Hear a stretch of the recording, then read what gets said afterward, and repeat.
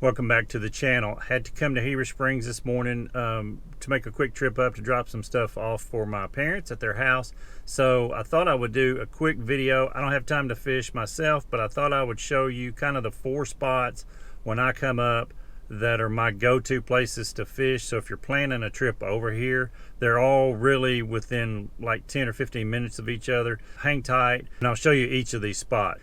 Be sure and hang on to the end of this video. I'm going to give you 2 resources. One is an app for your phone that you should have, and then the other is going to be a screenshot of a map of the river that will give you an idea of how fast the water will come up and drop out when they start generating. The first spot is Collins Creek. Now this is for any, you have to be 16 and under to fish here. It's similar to what they, Dry Run Creek that they have up on the White. But if you're looking for a way to get kids excited and interested in fishing, this is a good spot.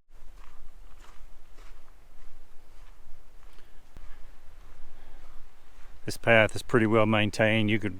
Any age child could walk down, and it's not a hard hike or walk down to the creek at all.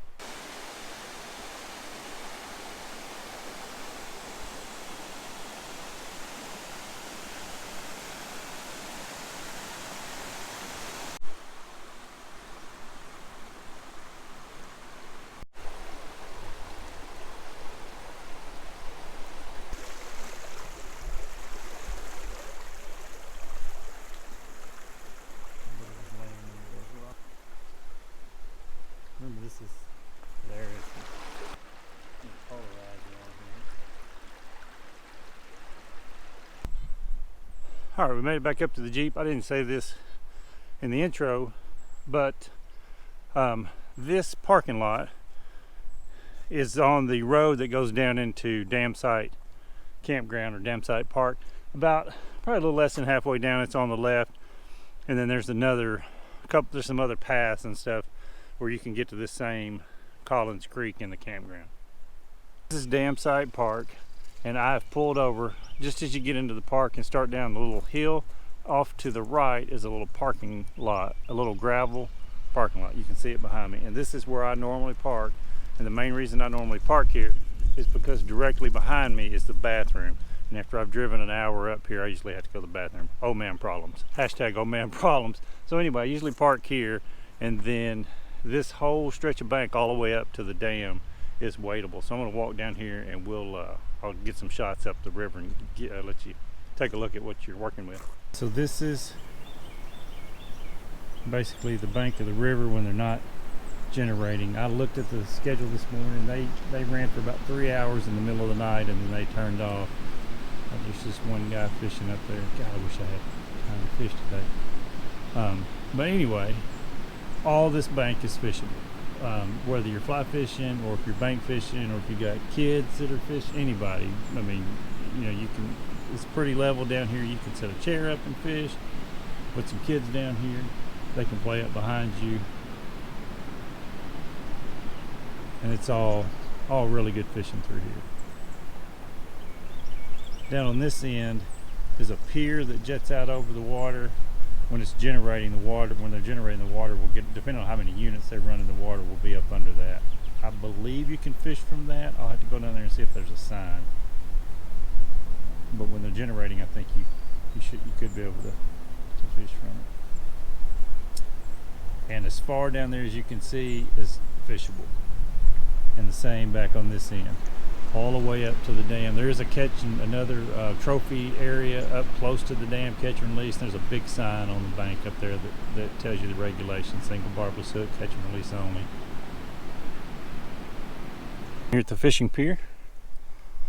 Let's walk out here and see if there's a sign on there and see what the restrictions are, if there are any.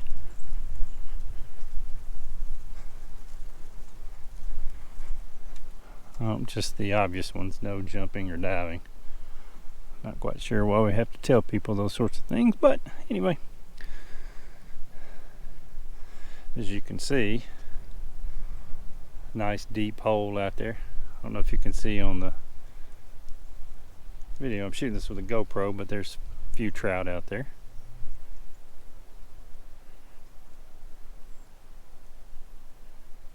And there's a walkway right over there, set of stairs to get you down. And you could sit right there and bait fish if you wanted to, or wade out there and fly fish. Then there's also a boat launch here, so if you have a boat, you can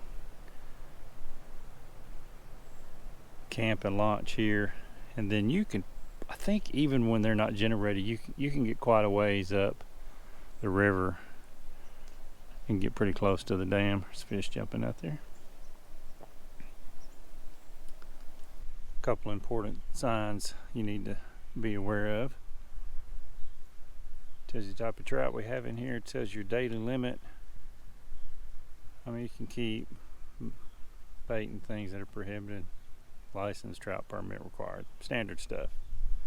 And the other one is, and probably one of the most important, the first sign will just get you a fine. The second one will, you can end up down the river or dead, is when the horn sounds. This close to the dam, the water starts coming up pretty quickly, so when that horn sounds, you need to start making your way up the bank. So let's see if we can make our way down here without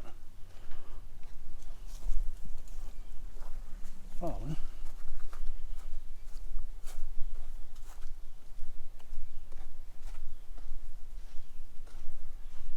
Again, plenty of fishable area here. This is just right down from that fishing pier. Right out there in front of me is another really deep hole.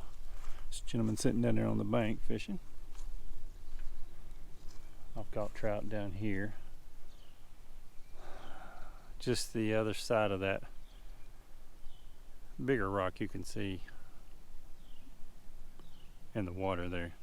I know that's a stupid thing to say because the whole bank is rocks, but you can see the current. It's got a little bit more current down here. Just the other side of that, it drops off.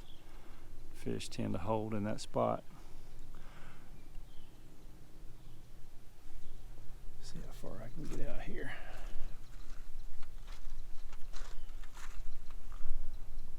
Yeah, so as far as you can see down there, you can wade. You can walk and wade. There's some deeper areas, but then there's quite a few shallow areas where you can fish down there too. Just be mindful of when you hear the horn, you need to start planning your route back.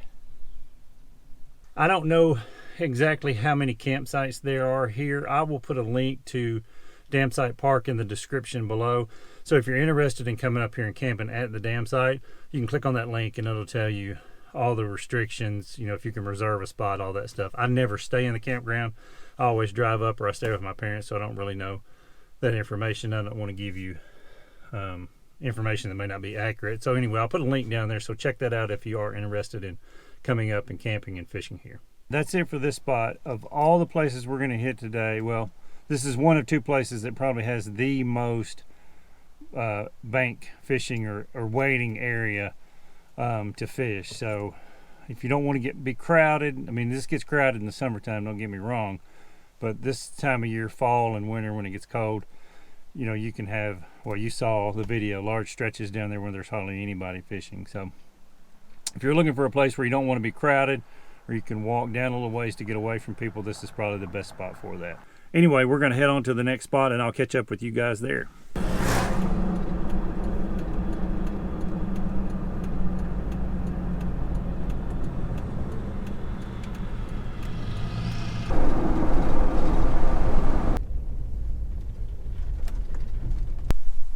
Back. Now we are at Cal Shoals. This is a very popular spot, as you can see. Here's your catch and release, standard warning stuff. Somebody's got a flyberry there to share flies. Here's the regulations: closed to night fishing from October 1st to December 31st. Catch and release. They've got a monofilament bend here from Little Red River Foundation, and then this is probably one of the biggest things, is it cautions you and kind of tells you where to wade. I mean, I've seen guys come up here and I'll be here fishing and watch them wade from one side, just zigzagging across back and forth. You got to really be careful. These spawning beds are delicate, so please pay attention to that if you come up here and fish. So this is Cal Shoals. Brown's making a run in here, and there's fish moving in here now. A couple of big browns moving right out there in front of me. These three guys up here said somebody caught a 24-inch brown right before I got here.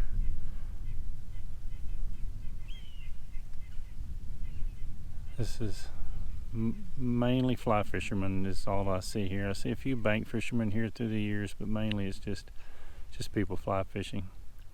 It's good wading in here. That farthest person you see up there, you can wade all the way up around that corner. The fishing's still good. And then all the way down around the corner as far as you can see down there. I'm really surprised there's not more people here. For the number of cars that were in the parking lot, I would have expected it to have been shoulder to shoulder down here. But anyway, good fishing. Good brown trout fishing for sure. Just got to be respectful of the fish and watch where you step, so we can continue to have really good fishing here. Alright, so that's Cal Shoals. We're going to head on to the next spot and I'll catch up with you guys there. So we just left Cal Shoals, and the next spot we're going to is Swinging Bridge. And as you leave Cal Shoals on the road, you're literally 5 minutes from Swinging Bridge when you get up here to the highway. So we're just going to take a left, and you can almost see the bridge when you turn. If you need gas, ice, drinks, a bathroom other than a porta potty, you can do that right here at this Exxon.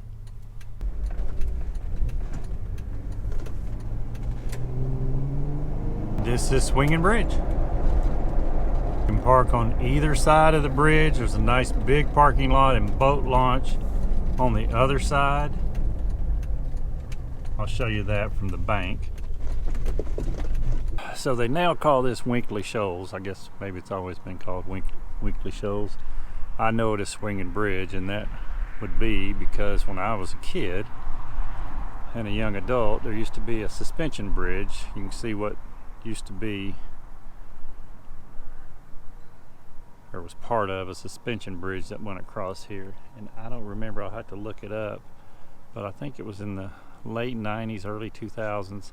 There was a group, a church group or some sort of kids group that was here, and they started, it was a cable suspension bridge, and they started rocking the bridge back and forth, and they rocked it so high that it went up on one side, and when it came back down, it broke the cables and it fell into the river. A couple people got killed, lots of people got injured. I was fishing here the day it happened. I had just left, and I left because they started generating and the water was coming up. So they had to phone the powerhouse and shut down the dam emergently, and in order to get people out and get the debris and stuff out. Down towards the downriver underneath the bridge here. I've got tennis shoes on, so I'm not sure how far I'm going to be able to go and show you. But basically, where that gentleman is waiting right out there is all wadeable and fishable. Somebody down there fishing. See if we can get a better look at him. Yeah, down there where that gentleman's fishing. And then back up here, current picks up a little bit, and there's a really deep hole. And in the summertime, you'll see people bank fishing over there. There's a big slab of rock that jets out. And people will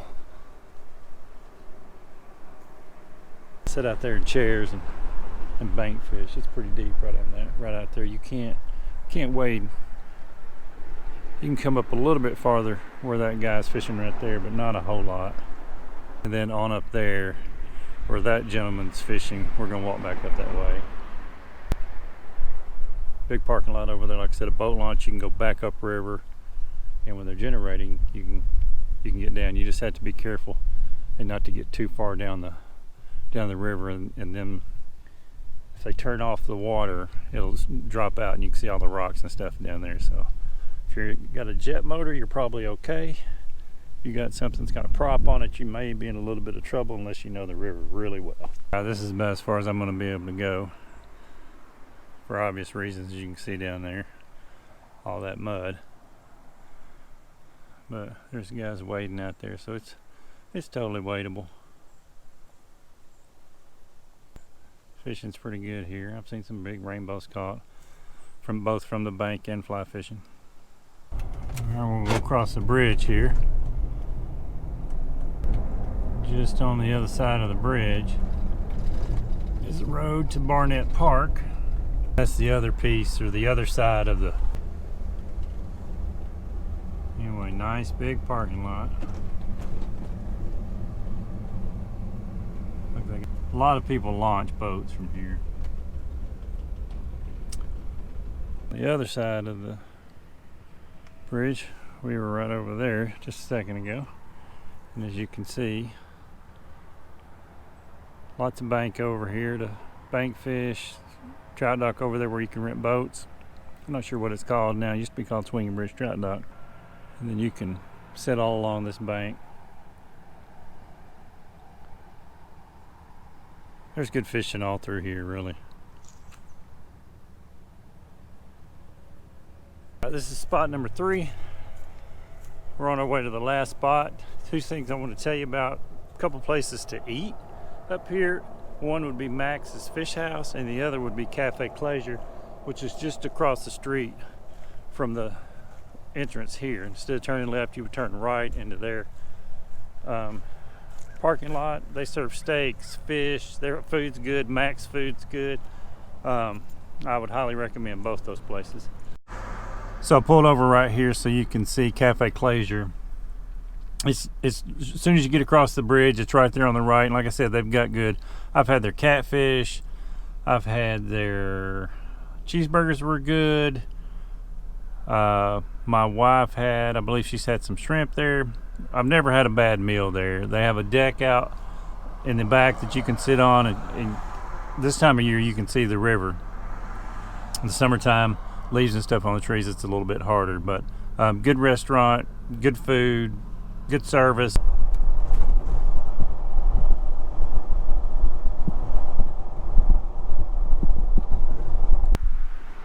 So this is Libby Shoals. As you can see, not a lot of people here today. It doesn't get a lot of pressure as far as I know. I was here in my last video. If you haven't, I caught 2 fish that day. They just started generating on my, while I was on the way up here. You can see that video. I'll link to it up above. But let's walk down here and take a look at the shoal and see if this guy or gal is down there fishing and if they're catching anything. All right, we got a nice concrete walkway here. And doesn't take very long to get to the edge of the water from the parking lot. All right, so this is Libby Shoals. This is where I was in that last video, like I said. Just right up there is a big deep hole, and then it, as you can, I don't know if you can see or not, but it shallows up quite a bit down here, and then at the bottom is another deep hole down there.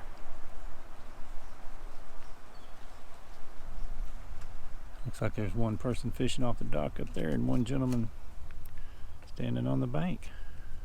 Good fishing here. I don't know about bank fishing as far as with bait and stuff. I don't see why not. Those deep holes hold fish, so plenty of places to sit in a chair and plenty of waiting. Like I said, it doesn't, last 2 times I've been here, there was little to no pressure. And I caught a brown and a rainbow the last time I was here, so chances are the fishing's pretty good. All right, guys, so that's 4 spots to fish here in Heber Springs, Arkansas on the Little Red River. If you start at the dam and they start generating, you can go down to Klaser Shoals. You can fish there, or if you want to fish there for browns in the fall, you can do that. If the water starts to come up at Klaser Shoals, you can go down to the Swinging Bridge or Winkley Shoals and fish there. And if the water starts coming up at Winkley Shoals, you can come all the way down to Libby Shoals and fish and still have another couple of hours. The 2 resources I think you should have, one is an app, and I'm going to look at my phone here so I make sure I tell you exactly right. And it's the USACE Little Rock app, and I'm going to put a video up of the app right now on my screen or on your screen so you can see what it looks like.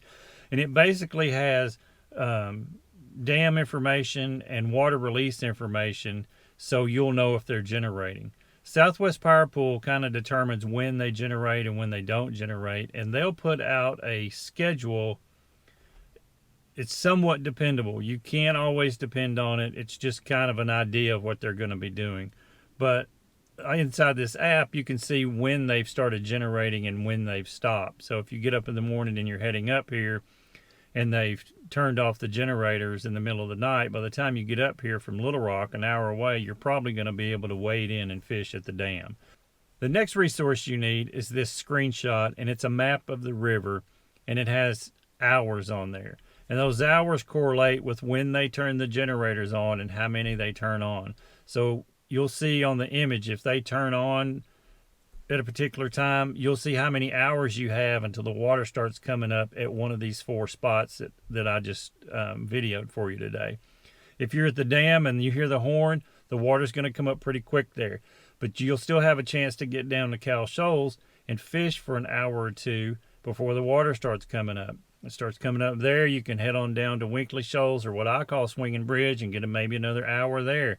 And your last spot could be Libby. So you can still get a day's fishing in, even if they start generating once you get up here. So outside of these resources, a couple of other things you may be looking for. If you're coming up to camp, you can camp at Damsite. You can camp at Grease Ferry Campground, which is on the lake. There's a couple other private campgrounds you can camp at. Airbnb, I know there's people along the river that rent their houses out, and VRBR, I think we've used that when we've gone to Destin in the past, and I know people rent out using those things as well. So those are places to stay. There is a hotel up here, I think it's a Clarion now. It used to be a Holiday Inn Express, and you can stay over there. As far as restaurants, I mentioned Mack's Fish House, good food there, Cafe Klaser. One other thing to take into consideration is if you drink alcohol, Cleburne County is dry. In this state, not every county has elected to sell alcohol, so there are no liquor stores here in Cleburne County. You can get beer and mixed drinks in restaurants, some restaurants, not all. Cafe Klaser, which is out on the river that I showed you, does sell beer and alcohol when you go in there to dine, but you can't just go to a liquor store or convenience store up here and buy beer or buy spirits. So if you're coming in and that's something that's important to you, you need to bring alcohol with you. If you're planning a trip up to Heber Springs, I hope you've gotten some valuable information out of this video. I hope I've given you some good spots that you can go fish, either by yourself or with the family. If you're wade fishing, fly fishing, I know these are 4 spots that are really close to each other that you can get a full day of fishing in, even if they start generating on you when you get up here. If you have any questions, drop them in the comments below. I'll try to answer every comment, no matter what. If I've given out some wrong information, you're from Heber Springs and it needs to be corrected, put it in the comments below. I don't know everything about the area. I just come up here and fish and visit my parents. It's a great area. The people are friendly. Game wardens are friendly. You know, as long as you're doing what you're supposed to do, you should not have any problems. Follow the regulations and make sure you have a Arkansas fishing license and a trout stamp if you're up here. I'm on all the usual social platforms, Instagram, Facebook. If you come up and catch some big fish, tag me in the post on Instagram or drop them on the Facebook page.